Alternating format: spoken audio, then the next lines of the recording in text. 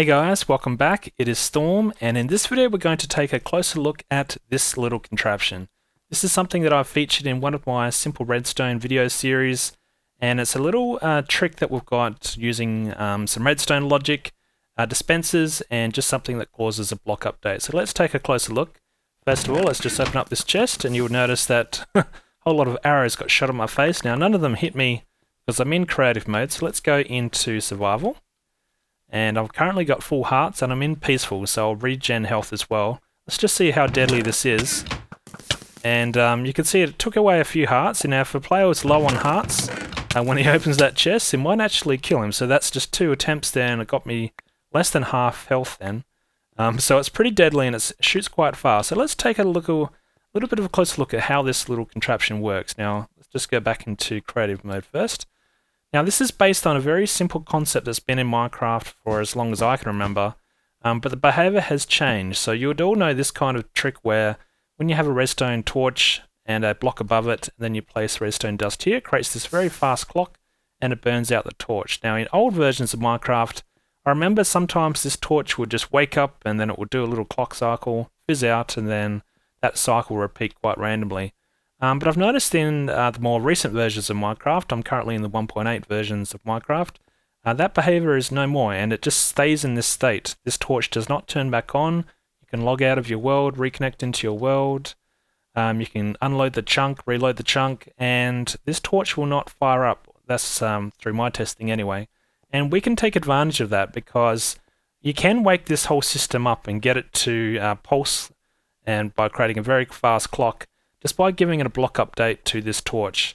And the way that I'm doing it over here is quite sneakily using a chest. So if I put a chest in front of it, you can see that torch goes crazy. If I open the chest, the torch goes crazy again. It creates this very fast clock. Now this is not a trap chest, this is just a regular chest. Now the way I disguise this whole system, because okay, we've got this logic, we can now take this a step further and let's now make it a bit evil. Let's put a dispenser on top of this torch. Now that's going to dispense items. Now I can put any items into here. If I just put in just some blocks. Now it shoots out 8 blocks every time. It's quite consistent and it's all based around this little clock burning out this torch. So what we can do is we need to disguise this up, and we can make this into either a good thing or a bad thing. Like we could switch this out to be a dropper perhaps and just make it shoot out food items or any kind of item that you want. Still use it as a dispenser. But if you want to use arrows, and this is where you can be a little evil, put in your arrows, open up, someone come along, open up the chest, and it shoots out all those arrows quite fast. Now we need to hide and disguise this kind of system if we want to make it quite effective. So one way I do that is by using a banner, because a banner is quite good, where at the moment you can still see that torch, you can see the dispenser. I can't put a painting on top of this dispenser because the arrows or whatever I dispense will knock the painting off, same with an item frame. But it doesn't do that with a banner, surprisingly. So if we just grab a banner, this is just going to be black at the moment, and I stick that there, it's going to cover the torch. I can't see the torch anymore, and I can't see the dispenser. Now, you still can get to the hitbox of the dispenser. Whoops. Let's get rid of that. In fact, let's throw this away. Can I reach it? There we go. So I still can access the dispenser, so it's not completely hidden. You can see the sides as well, so you can just put a block back here. It will trigger an update, so it's best to put down these blocks before you load up your dispenser with any items. And now it's quite concealed, you can't see much. Now you can see around this chest. So what you could do is just put some kind of lighting system. I just used the glowstone lamp down the bottom of this one to light this area up. Or you can just leave it, nothing underneath, just like we have here. And this is where you can be a little bit creative on how you want to load up this dispenser. So what you could do is just put in a hopper and then put a chest on top. This way you could put in extra storage, and whatever you want it can get dispensed through this dispenser.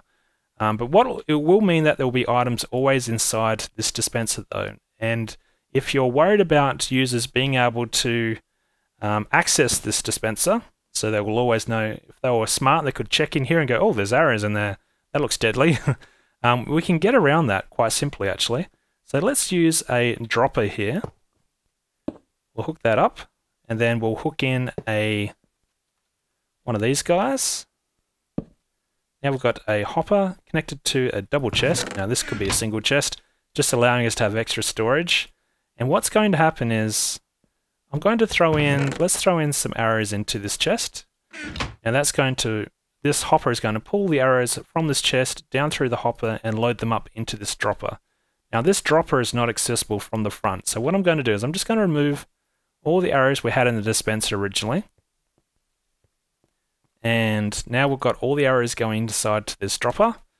Now let's see what happens when I go and open up the chest. So it still shot out the arrows, but if we go check the dispenser, it's empty. So that's a pretty smart little trick. So even if the user or the player went up to something like this and was quite suspicious, they could check out the dispenser, there's nothing in it. Even if they manage to open up the chest, there's nothing in the chest. But yeah, if they do open the chest, it will dispense all these items and there'll be nothing put inside this dispenser, because what happened is when this piece of redstone dust here is pulsing, it's actually drawing the arrows in this instance out of this dropper into this dispenser and dispensing it all in the one motion. So I think that's pretty cool.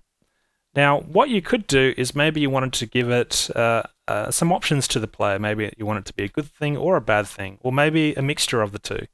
So one way you could do that is you could just put the opposite in on this side. Let's put a dropper there. And let's do the same here. Let's put another chest with a hopper. And what we could do is we could put in, let's put in some blocks. Now what this will mean is this is going to load up this dropper with blocks. And when I open this, it's going to give me a random sample of either blocks or arrows. So it could be either hit or miss for the player. Now unfortunately, because now we've got both droppers being powered through this one piece of redstone dust here, it does mean you will have extra items going into this dispenser.